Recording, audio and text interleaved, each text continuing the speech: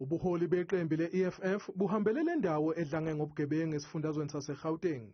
Kanti izakhamuzi kule ndawo zithi kade zasifisa ukuhlangana nabaholi abazolalela izinkinga zawo njengomphakathi wamakhaladi. We greatly appreciate you taking your time out and being here today to come and address especially our colored people from Eldorado Park. As I mentioned, we face many challenges, issues that there's no service delivery. Umholi waleli qembu uthi abantu bakule ndawo kumele bahlomule ngokwemisebenzi njengazo zonke izindawo ezifana nakoSoweto ngoba zonke izindawo zalwisana nohulumeni wencindezelo. It will be wrong for anyone to say the people of Soweto must benefit more than the people of Eldorado Park. Le ndawo esidume ngobugebengu, lo mholi usola ungqongqoshe wamaphoyisa uBhekicele ngokusebenzisana nabashushumbisa izidakamizwa.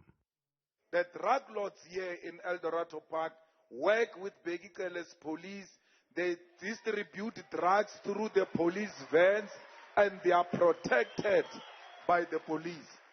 Lo mholi uqhuquzele ukuthi kwakhiwe izinkundla zemidlalo ukuze intsha iqhele ebugebengwini. Le nguyazana iphenduka imbizo njengoba izakhamuzi ithola ithuba lokuphonsa imibuzo lomholi.